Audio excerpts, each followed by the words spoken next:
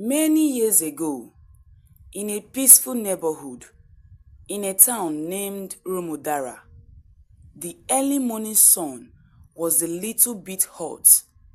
Mrs. Adewale, a beautiful ebony woman, sat on her veranda in her house sipping tea, lost in her own thoughts. They say a mother's love is pure, but even purity can be poisoned by fear. Mrs. Adewale had known love and she had known betrayal. Her husband left her when life got hard and she had to raise their only child, Tolu, with nothing but sweat, sacrifice, a promise and a hope for a better future with her child. No man will ever hurt my daughter the way I was hurt by her father, she said under her breath. But sometimes, in trying to protect our children from pain, we build walls so high that even love cannot climb them. Tolu grew up very well. With the help of her mother, she became a banker and worked with one of the top banks in the country. She had long told her mother about her love life. One day, she decided to introduce her boyfriend to her mother. Tolu walks into the living room with her lover. She rushes to hug her mother. "Mommy, good morning. This is David, the man I told you about."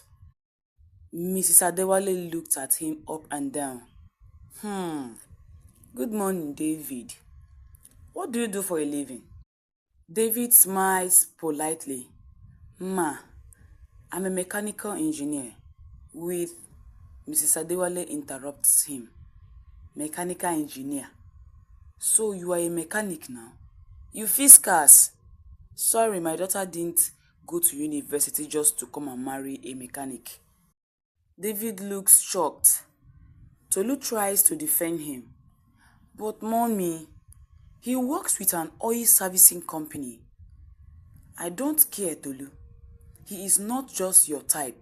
My daughter deserves someone better who can speak polished English, not someone who smells of engine oil all the time and wears rags or dresses like a madman," Mrs. Adewale points out. David looks at himself awkwardly, embarrassed. "Ma, I think I should be going now. Nice meeting you."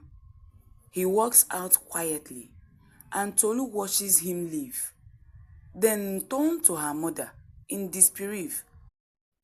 "But mommy, why do you always do this? You didn't even let him finish introducing himself." "That's because I have lived long enough to know men like him, my dear," Mrs. Adewale said. "None of them is good enough for you. You will thank me later." She walks into her room, leaving Tolu in tears. Tolu was very angry. "So every man that comes my way is automatically bad in my mother's eyes?" she asked herself. Mrs. Adewale meant well, but good intentions, when mixed with pride, can destroy the very love they are meant to protect. A year later, Mrs. Adewale continued rejecting and finding faults in all the men Tolu brings home, be it a doctor, a pastor's son, an IT consultant. Each time, her mother disqualifies them all. Every man that came to love Tolu was met with judgment from her mother, whose heart has built a wall around her daughter's happiness. When she met with the medical doctor, "And yet you wore slippers to come and see your girlfriend's mother. What kind of discipline is that?" she complained. And next, she met with the IT consultant. "People that sit on their computer from morning till night, pressing keyboard. How will you take care of my daughter, please? Tell me," she also complained. And the last was the pastor's son that came for Tolu's hand in marriage. Tolu, pastor's son? So he will turn my daughter into a church offering collector, Abi? God forbid. Tolu walks away each time, growing colder and more distant from her mother. With every man Mrs. Adewale chased away, Tolu's heart grew harder and harder by the day. Until one day, she made a decision that will break her mother's pride and her own heart too. One Saturday evening, Tolu was sitting at the living room, scrolling through her phone while her mother cooks in the kitchen, humming softly. There is an awkward silence between them. That mother and daughter relationship was fading away.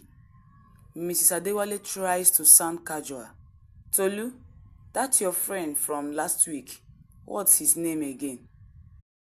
And Tolu responded without even looking up. Kunle.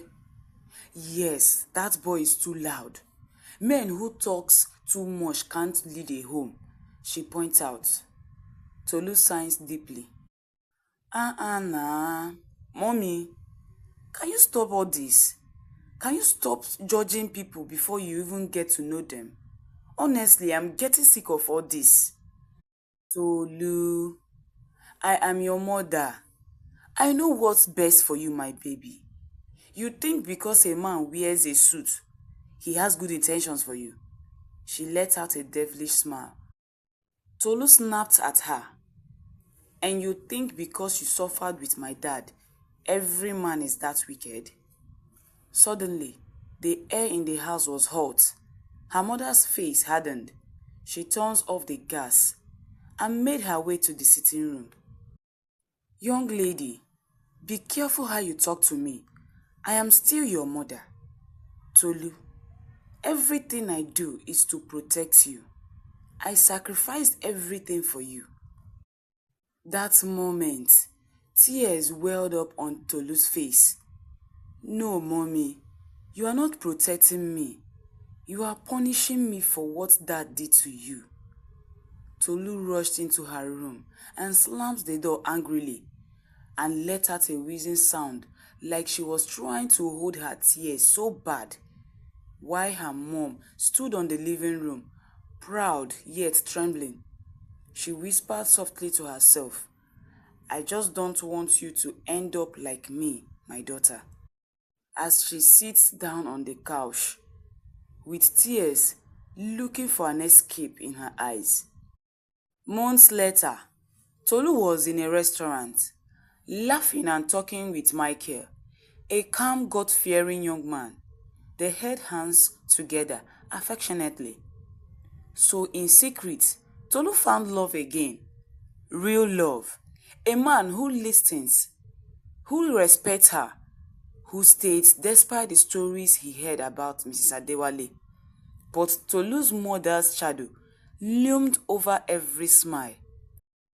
When will I get to meet your mother, Tolu? Michael asked with a slight change in his face. Tolu answered him anxiously. Soon. I just need her to see you differently. She always finds faults in everyone. Michael smiled softly. Then let's pray she sees me with her heart and not her heart. They both laughed and spent time together, visiting the park, going to the cinema together, attending church programs together. Tolu was able to convince Michael into marrying her before meeting her mother. A day before their wedding, at Mrs. Adewale's house, she was sitting at her living room watching television when her neighbor, Kemi, rushed into her house, very excited, holding a wedding invitation card. Ah, Iya Tolu, congratulations, so finally. Mrs. Adewale smiled faintly and asked her, for what exactly? Ah, your daughter's wedding now? You raised her well. She and her fiancé, Michael Adeniyi. The invitation is everywhere, trending on the social media. She gave the card to Mrs. Adewale. The smile on her face fades as she reads it. Mrs. Adewale was trembling. Wedding? You mean my daughter is getting married without my knowledge in this town? Kemi was surprised. Eh? You mean you are not aware? Mrs. Adewale was furious and said with a shaking voice, "She's getting married without my consent," and threw the wedding invitation card away and went into her room to call Tolu, and she picked on the first guy. "Hello, mommy. How are you? Don't just mommy me. What is this I'm hearing? Shebi you are getting married."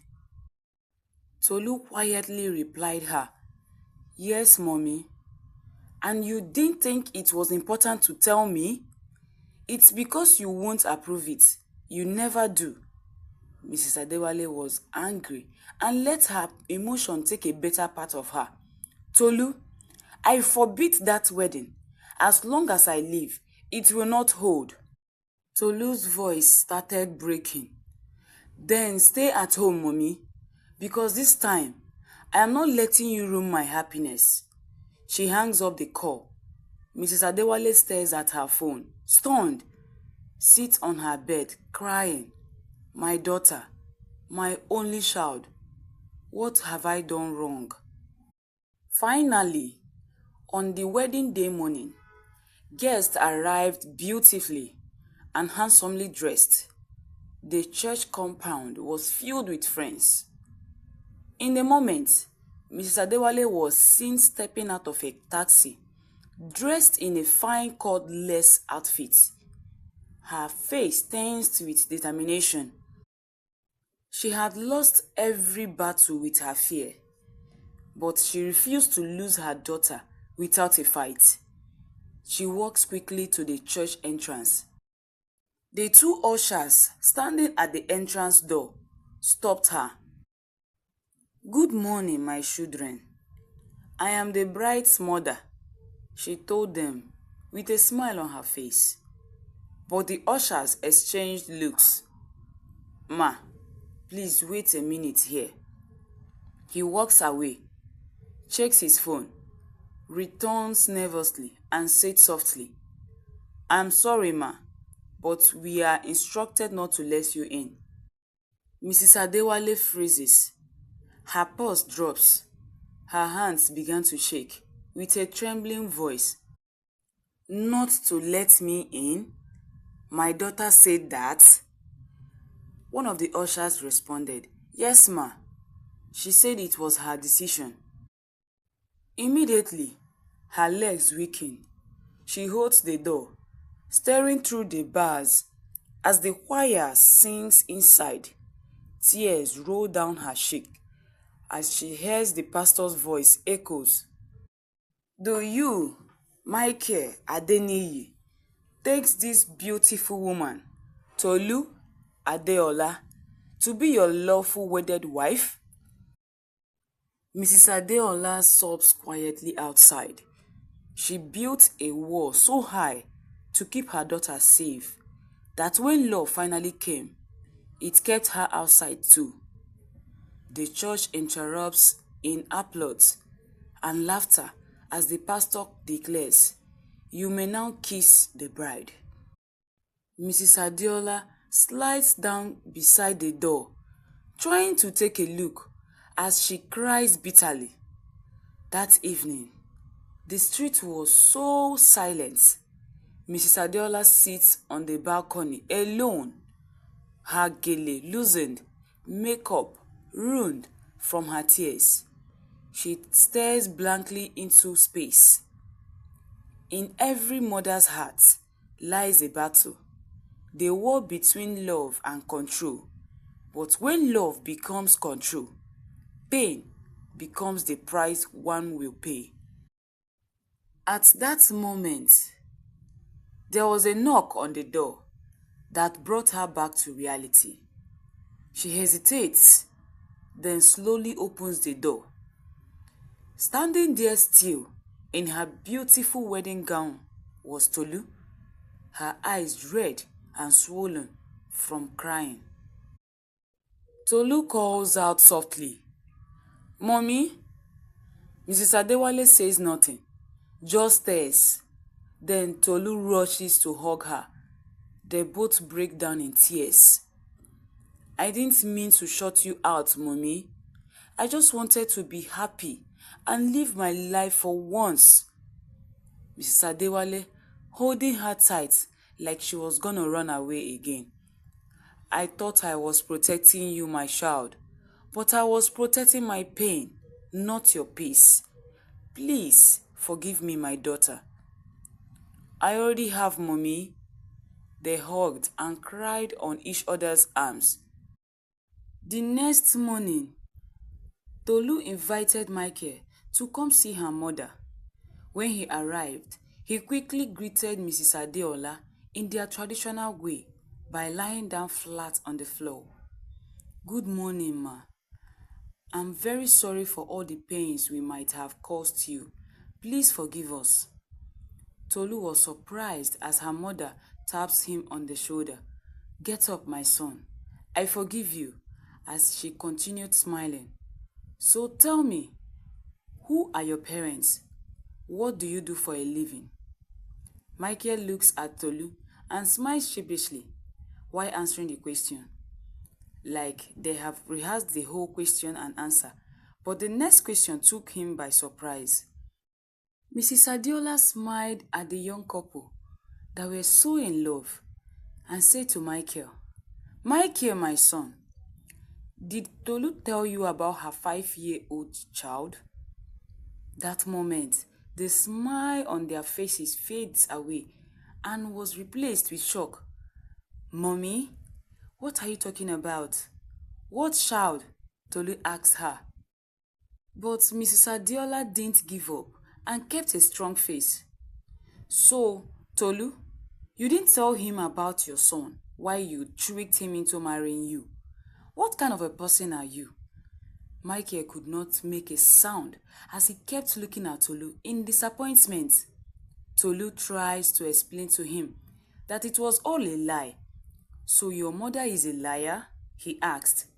If you can hide such a thing from me, who knows what else you are hiding? I trusted you, Tolu. But sorry, I can't marry a liar and a cheap prostitute like you. Gosh, you irritate me, Tolu. She tries to hold him as he walks out of their house, but he was quick to escape. She collapsed in tears. Her mother comforted her. Don't worry, it was just a test of his love for you. A man who loves you won't give up on you so easily without confirming my words. You see why I told you all men are the same. Tolu stands up and looks at her mother. Mommy, you are wicked. What did I ever do to you? Why is my happiness always a threat to you? Your heart is so bitter. She went into her room, packed her clothes, and left the house. Mrs. Adeola broke down in tears again. Oh my God, what have I done again? I only want my daughter to marry a man that truly loves her. Mrs. Adeola's love for her daughter was pure, but her heart was blinded by her past. She wanted to protect Tolu from pain, yet she became the very source of it. Her fear of men, born from her husband's betrayal, made her judge every man through the eyes of her trauma. In the end, she learned too late that a parent's role is to guide, not to control. Tolu represents every young person torn between love and parental approval. Her patience in those years of judgment, and when finally acted, she did it in secrecy and pain.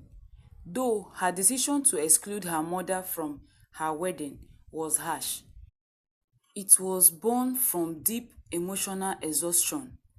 She later realized that anger can never heal what understanding can. A good man does not prove himself by arguments, but by consistency, patience, and integrity will always outshine doubts. Not every news is yours to share. What may seem like good gossip can destroy fragile relationships. Life sometimes uses strangers to teach us the consequences of our pride. When we refuse to listen to love, pain becomes the teacher. Parents must understand that love is not control, and children must understand that freedom does not mean rebellion. Mrs. Adeola's greatest fear became her greatest lesson, that no matter how tightly you hold someone, love only truly survives when you let them breathe. Love should protect, not possess. A mother's care is a blessing until fear turns it into a cage. Thank you all for watching my video. I hope you love my stories. Please like and drop your comments to cheer me up. Don't forget to share this video and please subscribe to my channel for more exciting stories. See you all in my next video. Bye.